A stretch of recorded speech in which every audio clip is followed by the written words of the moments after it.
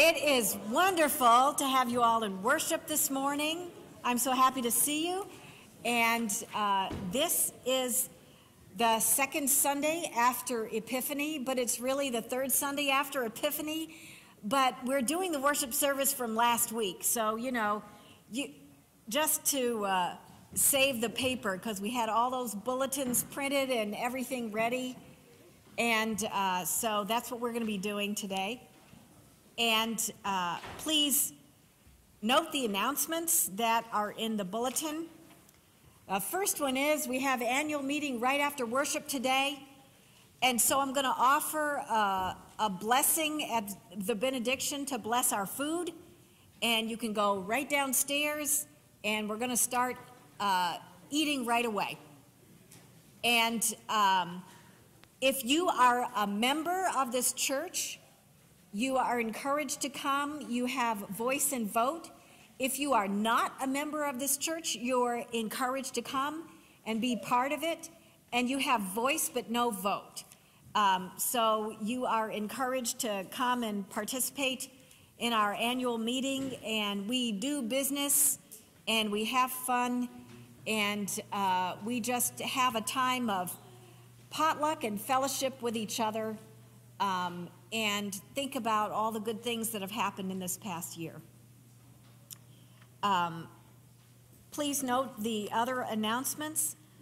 Our Reiki share is on Tuesday from 3 to 5 in the ladies' parlor.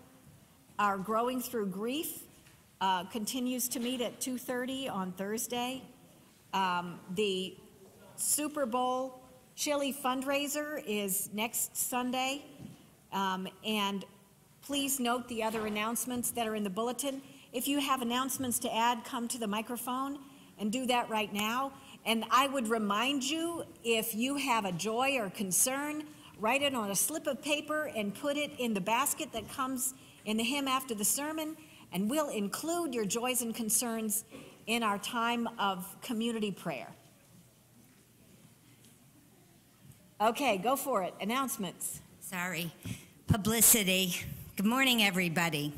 Good morning. I just really want to celebrate our Relay for Life team, Spirit in Motion. Can I have all the members stand up? Stand up.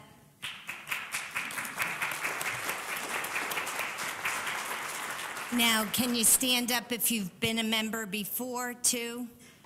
Mary Ann's back there. I won't make her stand up. Ginny. Thanks. So I just deposited $1,200 last week for our team from the Cookie Walk. And special thanks to Lisa and Nancy and everybody else. And I'm going to forget people who decorated cookies. I mean, that's awesome. So our next fundraiser, because we raise money all year round. Cancer doesn't stop. I think we all know someone who has cancer, or you might have cancer yourself, or you're a survivor. So our next event is February 9th, Saturday, 5:30 to 7, and it's an Italian dinner buffet. Tickets are $8. I have tickets downstairs this morning if you'd like to purchase ahead of time, or if you want to take some and sell them. Invite your family. And this year, it's the meal and dessert, and we're going to have live entertainment. Lace has volunteered to play the piano, Karen singing. My brother-in-law, Jack Arnott, who's an awesome tenor, I'm sure people know who Jack is, he's coming over to sing because, my mom died of cancer, his mother-in-law and father-in-law. So it'll be a great time. And I'm going to send around a sign-up sheet on the next page after the ad. If you could make something, or if you want to donate bread, salad, anything like that, just sign up. If you can help with the event, flip the pages, and there's a sign up for servers, cleanup crew, anything like that. Thank you. Thank you, Darlene, for all your hard work on that. I just wanted to just give people that are going to the annual meeting today a little bit, a couple of things. So there's a card table downstairs with copies of the annual report if you didn't pick one up previously. And there's also a couple of pages that need to go with that. So those are, we had some changes, so just pick them up and put them in your annual report, and then we'll get to them during the meeting. Okay, thanks. Oh, and there's a sign-up sheet down there, so please, all members, sign up on that sheet so we make sure we have a quorum for the meeting. Thank you. Welcome home this morning. Doesn't it feel good to come home again to church this morning? Yes, thumbs up. Is it good? Yes, it does. It does. 3 things. If you missed it and you forgot Bonnie Benjamin's push to go to the Martin Luther King, but many of you were there. Many of you were at the Martin Luther King event. Thank you very much. And if you have, and that's great, it was on Monday as scheduled, cold, but gosh, it got us going. How we're together. And that happened on Monday. There is a video on AOTV, AOTV13.org. There's a video on demand that shows what we did. It's an expression of learning and fellowship together. Pastor Candy was there, and the parts of the church band were there, and Ernie and Ray and Sherry, they were theirs. And bells are not practicing today, but next week, and community meal on Friday. Yeah. Everybody should come. It is a hearty stew and salad and biscuits. Did I forget something? Corn chowder and cornbread. Oh, yes, you will eat well. Just come. That's community meal on Friday, bells next Sunday. Thank you. Hey guys, I'll keep this brief, but like we mentioned a couple of weeks ago, we got a church fair that's coming up. We're going to have a meeting next week after a service around 11:30 in Pilgrim Hall. That's the smaller hall behind Fellowship Hall. I'll have some tables set up. We can sit and talk and try to see where we stand as far as people working different booths. Let's remember, summer's 4 months away, so we have to think about summer's coming. Who is that?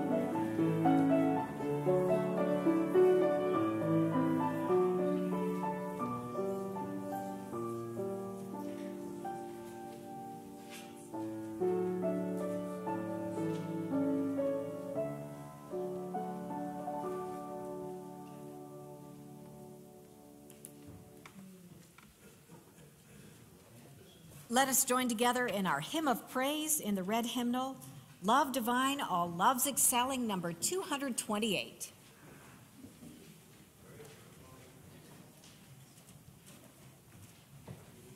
Please stand.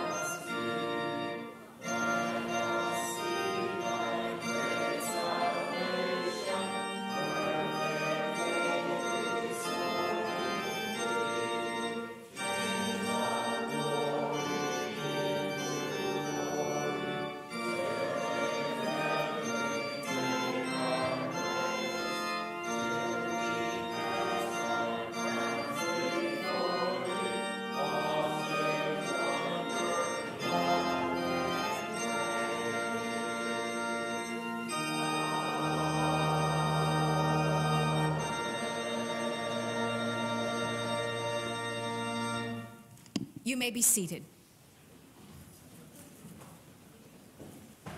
Please join me in the call to worship. Sisters and brothers, rejoice. We have sustained by God's presence and love. Thanks be to God.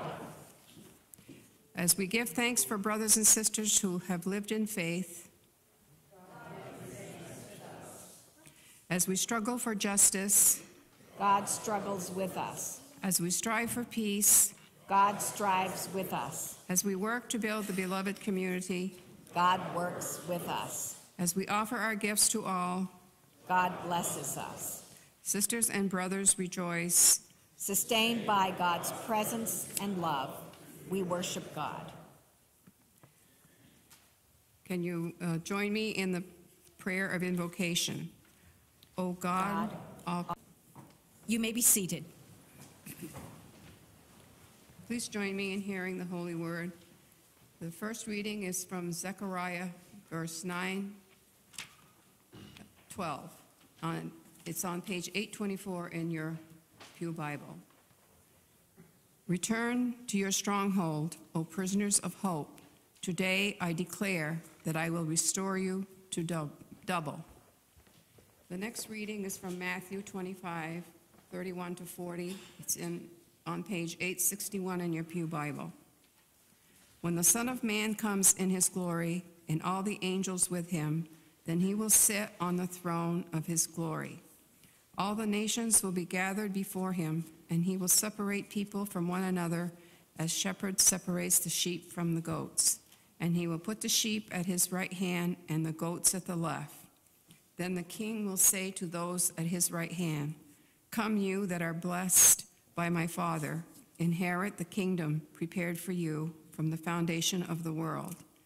For I was hungry, and you gave me food. I was thirsty, and you gave me something to drink. I was a stranger, and you welcomed me. I was naked, and you gave me clothing. I was sick, and you took care of me. I was in prison, and you visited me." Then the righteous will answer him, "Lord, when was it that we saw you hungry and gave you food, or thirsty and gave you something to drink? And when was it that we saw you a stranger and welcomed you, or naked and gave you clothing? And when was it that we saw you sick or in prison and visited you?" And the king will answer them, "Truly I tell you, just as you did it to one of the least of these who are members of my family, you did it to me." Amen. Thank you, Teresa.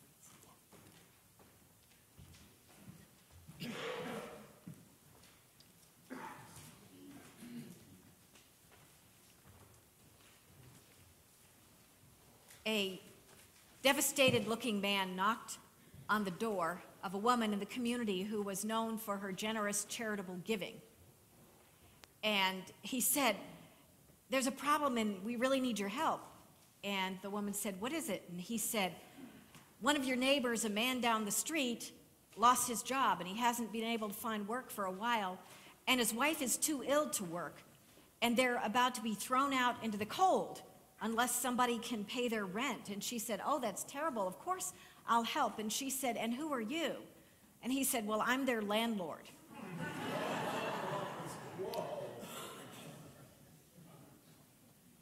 Generosity comes in many forms. One of the things that Jesus calls us to often in Scripture is to care for people who are hungry or thirsty or sick or in prison or who don't have enough means to buy clothing or the basic necessities, and the people who are powerless in the world.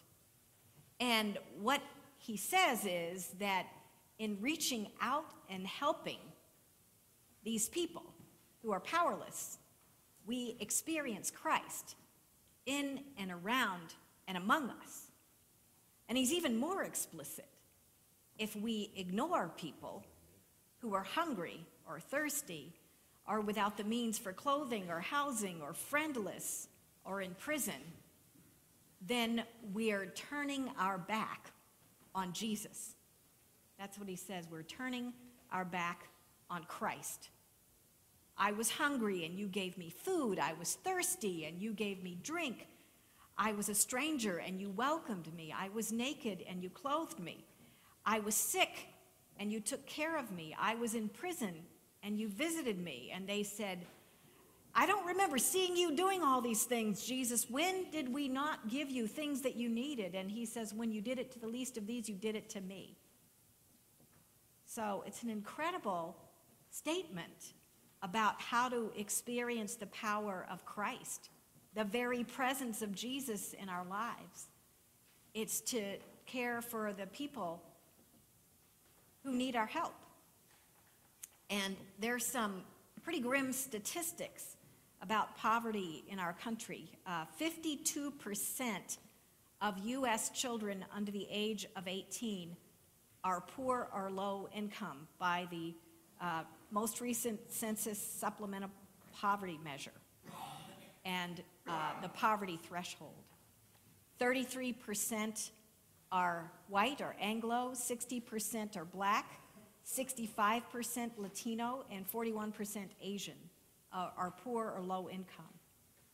In 1979, 8 out of 10 poor families received some kind of benefit. And in 2015, just 2 out of 10, and in some states only 1 out of 10 receives some kind of help. And the minimum wage, if it had kept pace with the minimum wage in 1968, it would be $21 in 2012. So poverty is growing in our country. And it's a complex and challenging problem. But Jesus calls us to figure out how to do something about it. And that has come home recently in stark ways. You may have read about one of the men who died in Greenfield, who was homeless. He froze to death. And that was a man who had been here in Athol looking for housing and wasn't able to procure it and went to Greenfield.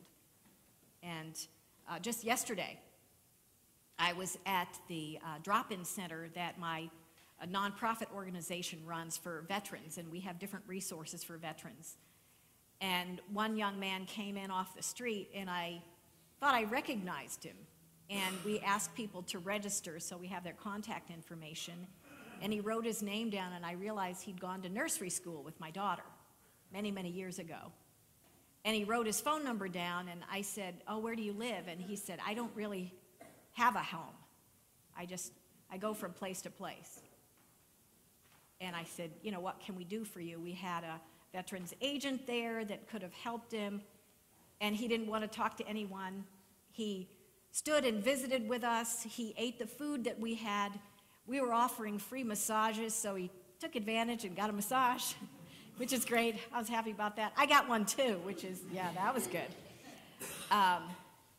And he helped us to clean up, and then when I turned my back to do something else, he was just out the door and gone down the street. And, you know, he's on my heart because I remember him when he was a little boy in nursery school. So what do we do with this dire situation, with the call from Jesus and with the complexity of how to deal with it? Last Monday, we celebrated Martin Luther King Jr. Day. And you may recall that when King was assassinated, the project that he was working on was the Poor People's Campaign to deal with poverty. He wasn't marching for civil rights for people who were black. He was marching for poor people all over the country and over the world. And one of the things that he said was, America has a sickness that's spiritual, and it might be terminal, unless what he says is we experience a radical revolution of values. And he said a shift in politics to the left or the right, the traditional political labels wouldn't save us. Only a movement that changed our moral understanding could refocus our priorities on building a society that honored the dignity of every person. That's what he called us to so many years ago, and I think those words are so appropriate today. He said this country has to be born again. And if we're born again in spirit, then we'll figure out how to be born again in budgets and policy. Our problem, he said, isn't that we don't have enough money. It's that we struggle deeply to face what truly ails our society. And over the last few years, it's really disappointed me to see how we talk about the poor. They're disparaging words given to people who don't have enough to help themselves. And I think when we call people by names, then we don't have to feel responsible for what happens to them. But Jesus is always calling us to do something, to help, and to reach out and be involved in the solution, not in the problem. And I think there are two ways that we can do that, and Jesus is pretty clear. First of all, we can give help, and he spells it out for us. Give food to the hungry. Give drink or clean water to the thirsty.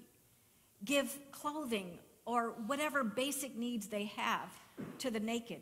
Welcome the stranger. Visit the people in prison. Care for the sick.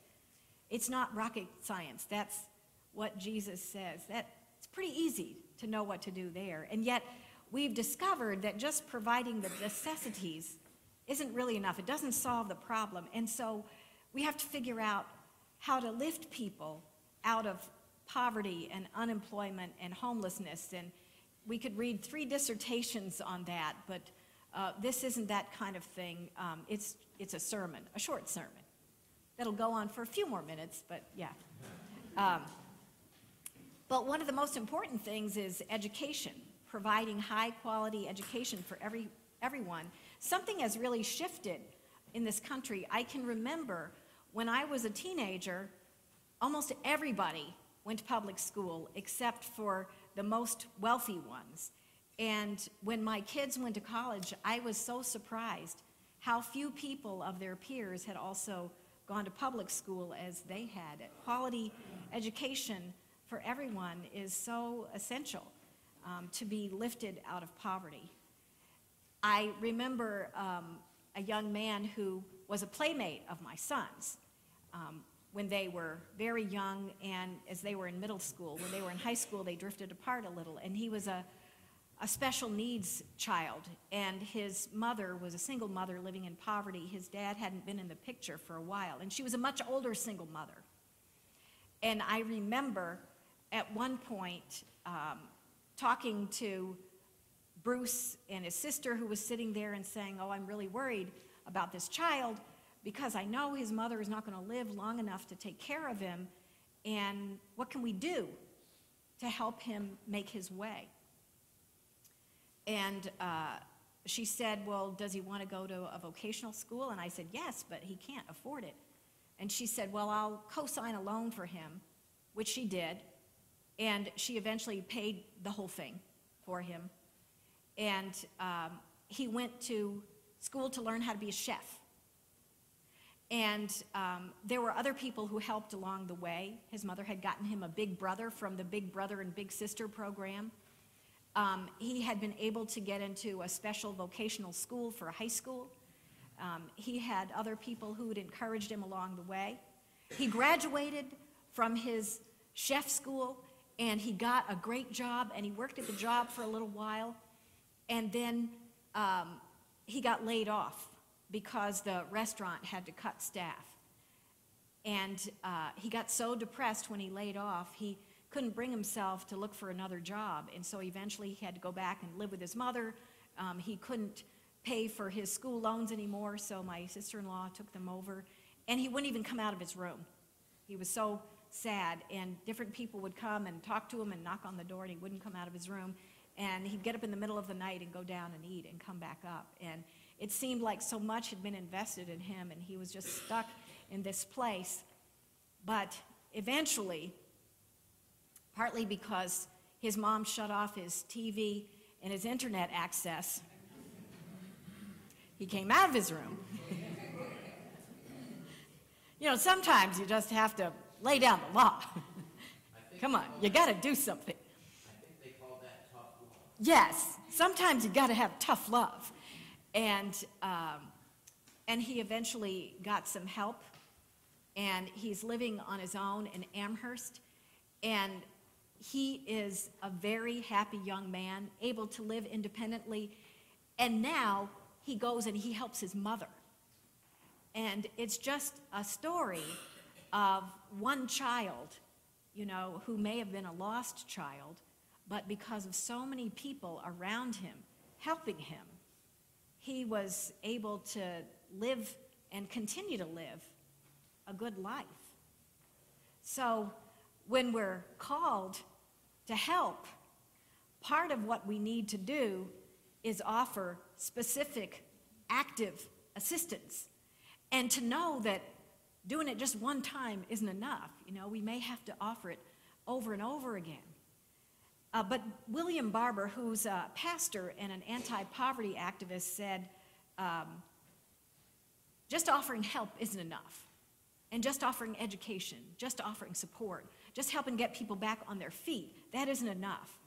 His grandmother always said, you got to go out and hope somebody.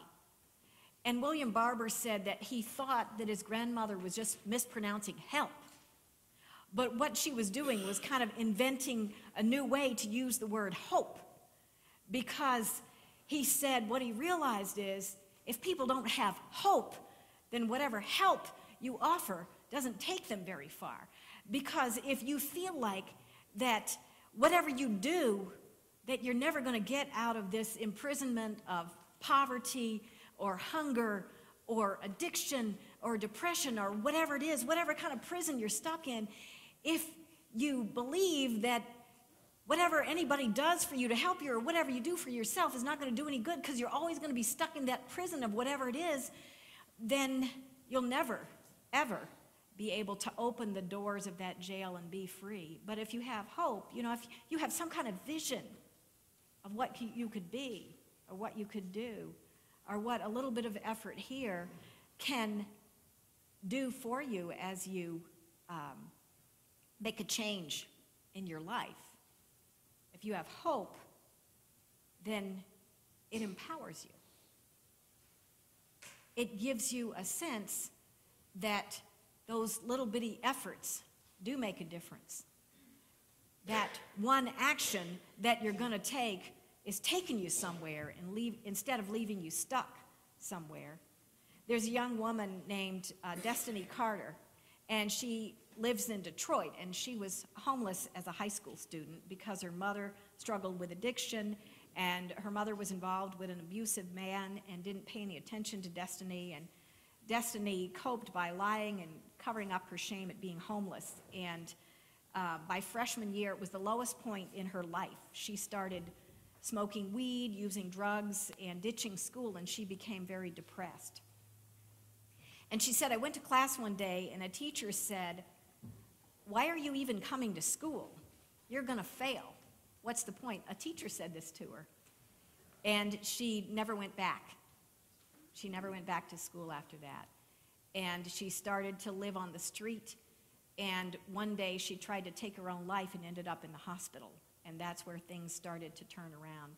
She had people around her who actually cared about her, and she got into a program for young women who weren't able to function in a regular high school, and it had very small classes. And she said, after I went to the first class, the teacher knew my name. And when I came in on the second day, she called me by name. That's never happened before.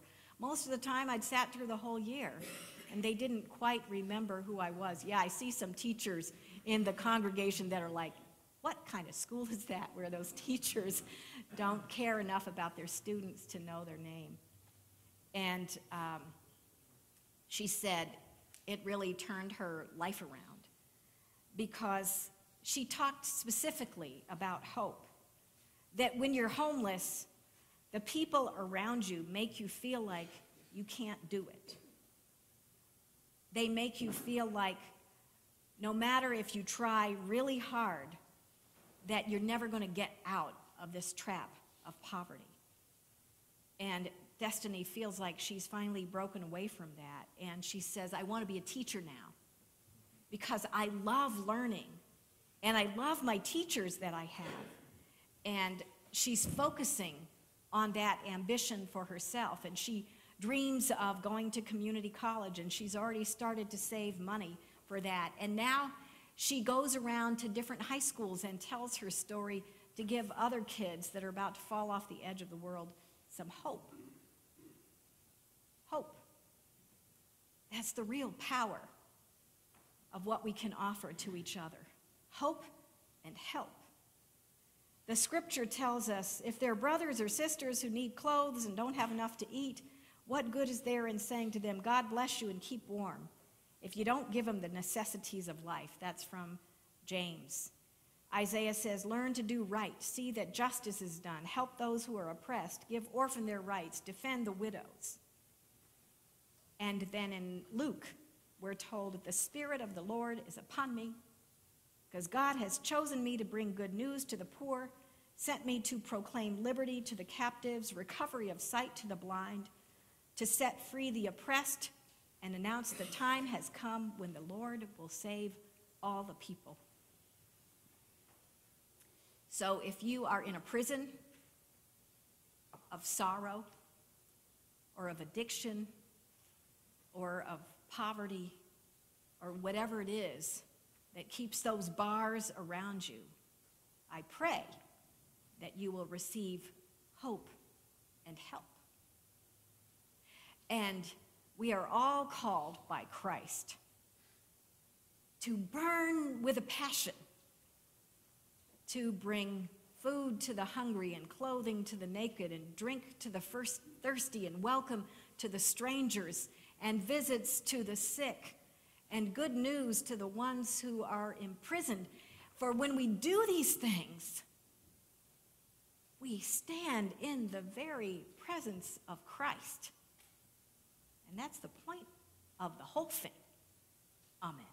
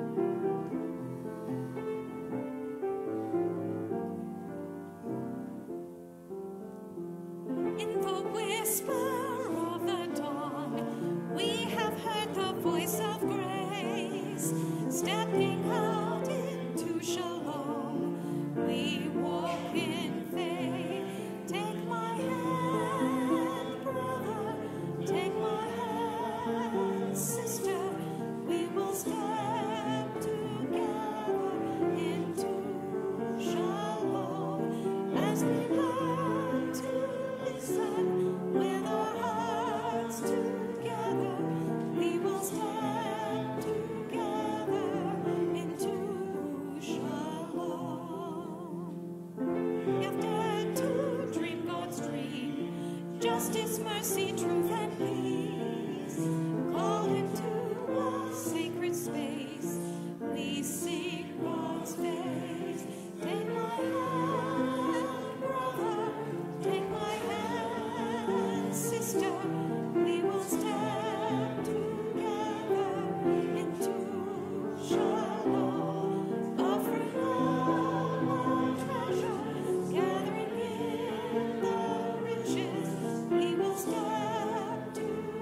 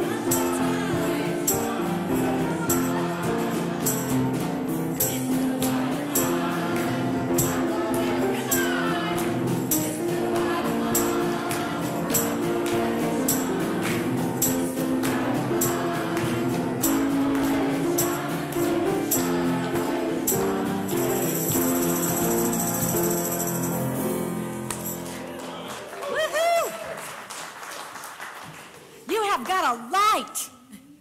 And it is the light of Jesus in you. And Jesus gives you the power to do the impossible and to let it shine and to make a difference in the lives of people all around you. So don't hesitate, because your light may be the one thing that brings hope to someone who lives in darkness. Let it shine. Let it shine. Amen.